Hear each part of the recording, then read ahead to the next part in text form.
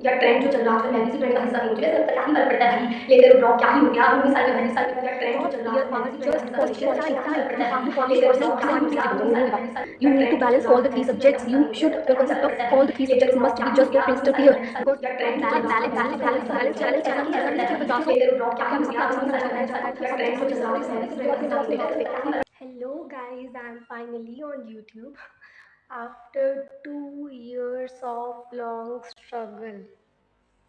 Finally on YouTube. So 2,000 years later. जैसा कि आप सब लोग एक्साइटेड होंगे जानने के लिए, जैसा कि वीडियो का टाइटल है कि is drop years are worth taking और नॉट। सो ये काफ़ी लंबी स्टोरी है जो कि मैं अपनी आगे वाली वीडियोस में कवर करूँगी कि कैसे, how was my drop years, when I give my first attempt, when was this year was my last attempt, finally this is over, this loop is over finally. So ये काफ़ी A little longer than a few minutes later. लंबी story है, जैसे कि आप सब जानते हैं। Everybody takes drop in this hope कि अगले साल तो हमारा हो ही जाएगा, but there is bitter truth that you should know before taking these drops. ये सोचते हैं कि अगर हम 3-4 साल ड्रॉप ले लेंगे ना तो मतलब हो जाएगा, डेफिनेटली हो जाएगा guys. But the bitter truth is, अगर आपका स्टार्टिंग से जो बेस है वो बहुत क्लियर होना चाहिए, that means you are in 500 line. Guys मैंने भी बहुत सारे बच्चे देखे हैं, आप लोगों की तरह यूट्यूब पे ही देखे हैं, जैसे कि वो 300 से 600 पे आ गए एक साल में, 300 से 650 पे आ गए, 400 से 700 पे आ गए। But the bitter truth you should no कि अगर वो एक साल से इस मार्क्स पे आए हैं, these marks need a lot of dedication and discipline. If you are not disciplined much, then it's, you should not take these drop year. You should not waste your complete year on these loop, because this is a rat race guys. ये अब एक rat race बन चुकी है। हर कोई दूसरा बच्चा, you should ask कि तुम क्या कर रहे हो, तो दे से नीट प्रिपरेशन कर रहे हैं, but it's not a easy task. When you do you realise you suffer a lot of fears, fear of failures, mock test में मार्क्स नहीं आ रहे, इंस्टीट्यूट की टेस्ट सीरीज बहुत डिफिकल्ट लग गई हैं, कुछ समझ नहीं आ रहा। Surprisingly I was too in this rat race for 2 years and that was the most difficult time, because when you realise कि आप करना बहुत कुछ चाहते हो, बट आप एक पॉइंट पे आके फंस जाते हो, जब कुछ ब्लैंक हो जा रहा है, आपको कुछ समझ नहीं आ रहा। और ये सब पता कब होता है, जब आप अपने मार्क्स देखते हो, आपको ऐसा लगता है कि आपने सब पढ़ लिया, but the marks you get, you are like you need to quit this, नहीं तो आपकी मेंटल हेल्थ बहुत ज़्यादा ख़राब हो जाएगी। I have face this a lot. मुझे हर पॉइंट पे ऐसा लगता था कि मैं कितना भी कर लूँ मेरे मार्क्स आते ही नहीं है, मेरे मार्क्स आते ही नहीं है। But the base was hidden, was कि जो आपका बेसिक्स है, जो कि 11th क्लास में बनता है, जो कि 12th क्लास में बनता है, वो इतना स्ट्रॉन्ग होना चाहिए। इट्स नॉट ऑल अबाउट कि आप रट्टा मार लो पी वाई क्यूज़ का, नहीं। ये बहुत बड़ी गलत फहमी थी, और मेरी लाइफ में भी एक पॉइंट आता है जब मैं पता है क्या करती थी, नीट के पी वाई क्यूज़ जो होते थे ना उनको याद कर लेती थी। मुझे ऐसा लगता था इसी टाइप के तो क्वेश्चन आएंगे। But the banger NTA throw this year, आप सबको पता है जो इस साल का फिजिक्स का पेपर था, that was not a piece of cake.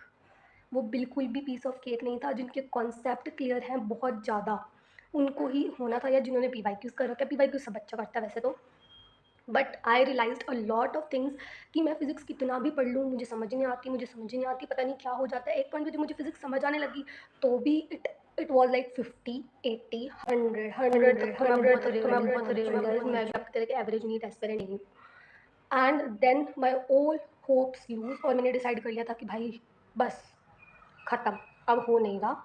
इतना आपके पीछे से मेंटल प्रेशर होता है कि भाई तेरा दूसरी बार दे रही है पेपर, ठीक है, तुझे पहले ही समझ जाना चाहिए था, बहुत कुछ होता है। बट एक जो होप होती है ना कि भाई नहीं, क्या पता मेरे बढ़ जाए नंबर, कुछ भी, बहुत चीज़ें सब बच्चों के दिमाग में सब बच्चों को ऐसा लगता है कि हम कर लेंगे, ये बच्चे भी तो कर रहे हैं, हम भी कर लेंगे।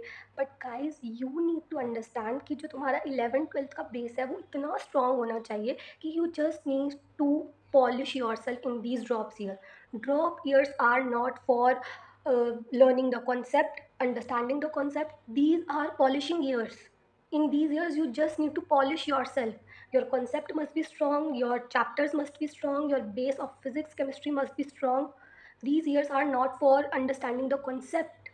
बहुत बच्चे होते हैं जिनको concept भी समझ आ जाता है, they are of course rare. I am just talking about average NEET aspirants जिनको 11th, मेरा 11th completely साफ था।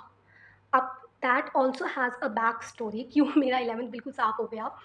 तो वो भी हम आगे वाली वीडियोज़ में कवर करेंगे, क्या-क्या मिस्टेक्स थी। ये वीडियो ज़्यादा लंबी हो रही है मुझे ऐसा लग रहा है, क्योंकि फर्स्ट वीडियो है, कोई आइडिया नहीं है गाइज़। सो प्लीज़ आप कमेंट करके ज़रूर बताना कि मेरी बातें आपको सही लगी, नहीं लगी, मुझे किस-किस टॉपिक्स पे वीडियो बनाना चाहिए जो आपको मदद दे। Because I have suffered a lot in these 2 years and I have learned a lot of things. I have a lot of knowledge to tell to you guys, a lot of mistakes, a lot of things, a lot of blunders I made basically, वो भी है बताने वाला. So I just want to tell you कि guys, drop years are only worth when you are at a point कि आपका जो base है वो बहुत strong है 11-12 से. In previous year or your first attempt you have scored a well good marks of 500. You are balanced. अब balanced का मतलब क्या है? बैलेंस्ड यानी कि ऐसा नहीं है कि आप फिजिक्स में 50 हो और आप केमिस्ट्री में 150 हो और बायो में आप 320 हो. ये नहीं चलेगा.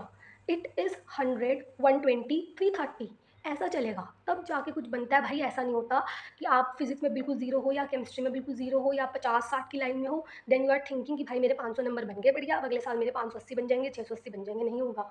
You need to balance all the three subjects. Your concept of all the three subjects must be just so crystal clear, because drops here are just polishing time. You have to polish yourself. पुरानी mistakes कैसे analyse करोगे? पुरानी mistakes ऐसे analyse करोगे ना जब आपको पता लगेगा कि भाई फिजिक्स में मैं पिछली बार आधे चैप्टर करके गई थी तो मेरे 100 नंबर आ गए. ऐसे आप एनालाइज करोगे. बट ऐसा तो नहीं है कि भाई मेरे से तो आज तक काइनेमेटिक्स के क्वेश्चन ही नहीं हुए. अगर ऐसा है तो your concepts are not clear. पहले आपको कॉन्सेप्ट क्लियर करना पड़ेगा, आपको बेस बनाना पड़ेगा. बच्चे मैंने देखा था, the students are with me, मतलब बहुत मेरे फेलोमेट्स थे, बहुत मेरे क्लासमेट्स थे. दे जस्ट से मी कि हमें ना ये जो PYQs है, हमें पता नहीं, हमें लर्न है. मतलब हमारी क्लास में बहुत सारे बच्चे ऐसे थे जो are they scored very good marks like 580, 590, 600 के आसपास, and they were not selected. And उनको जो PYQ सर करवाते थे, they are like answer answer. And I was like भाई मैंने तो ये PYQ देखी पहली बार है. मतलब PYQs में भी ऐसा होता था कि भाई मैंने पहली बार देखे हैं PY, और ये लोग पता नहीं कितनी कितनी बार कर चुके हैं PYQs. And they are like PYQs तो हम बहुत बार निकाल चुके हैं, हमें आधे से ज़्यादा याद ही हो चुके हैं, और बाकी जो है वो हम कॉन्सेप्ट लगा के कर लेते हैं. तब भाई ऐसा फ़ील होता है आपको कि आप बहुत पीछे हो, मतलब बहुत पीछे हो, ऐसा लगता है. आपको अपनी गलतियाँ आपकी आँखों के सामने आती हैं. फिर मैंने ये स्कीम बनाई कि मैंने लर्न कर लेती हूँ PYQs. मैंने भी PYQs देखे हुए हैं भाई. दूसरे साल में मैं जाके बोली हूँ कि मैंने PYQs देखे हुए हैं जब बच्चे जेईई मेंस और इतने हाईली कॉन्सेप्चुअल क्वेश्चंस कर रहे हैं. सो आई रियली हाथ जोड़ना पड़ रहा है कि अगर आप इस सिचुएशन में हो जहाँ पे आपके कॉन्सेप्ट क्लियर नहीं है, तो taking a drop is not even a bit of worth. Drop सिर्फ उन्हीं को I suggest, these are only my suggestions. Please guys मुझे स्पैम मत करने लग जाना कमेंट्स में. These are just my suggestions, just my mistakes that I have realise कि भाई मैं बैलेंस्ड हूँ, मेरी हर चीज़ के कॉन्सेप्ट क्लियर है, मुझे अपनी मिस्टेक्स पता है, उन्हीं को लेना चाहें. आई रियली होप ये वीडियोस थोड़ी सी मेरी हेल्प की भाई. मैं बैलेंस्ड हूँ, मेरी हर चीज़ के कॉन्सेप्ट क्लियर है, मुझे अपनी मिस्टेक्स पता है, उन्हीं को लेना चाहें. आई रियली होप ये वीडियोस थोड़ी सी मेरी हेल्प की होगी आपको ये समझ जाने में कि ड्रॉप ईयर्स आर नॉट आजकल ये थोड़ा बन चुका है, लेते रहो टाइम. मुझे भी ऐसा लगता था, मैं भी इसी के अंदर हूँ. बट नहीं, बहुत ईयर आपके वेस्ट हो जाते हैं एंड आपको पता भी नहीं चलता, बिकॉज ये जो फील्ड आगे बहुत ही साल की मेहनत लगती है यार. 10 10 years 11 years are not less.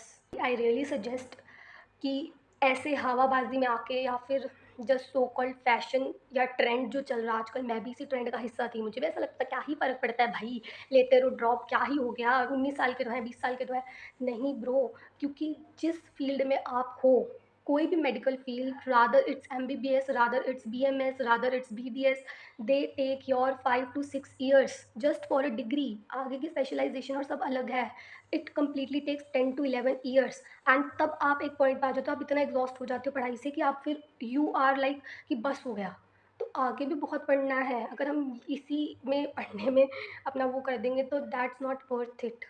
ये कोई आपके ऊपर वो नहीं है कि भाई बेइज्जती हो जाएगी मेरी, लोग कहेंगे कुछ भी नहीं हुआ. नहीं, आपको अपनी मेंटल हेल्थ देखनी है, आपको देखना है कि आप क्या कर सकते हो. Tried my best to explain you. मुझे नहीं पता आपको कैसी लगेगी, बट आपको थोड़ी सी अच्छी लगी होगी तो कमेंट्स अच्छे कर देना गाइस, ताकि मेरे को थोड़ा सा मोटिवेशन मिल जाए कि मैं हाँ कुछ बोल सकती हूँ, आपको बहुत कुछ बता सकती हूँ, because I have many things to tell you guys.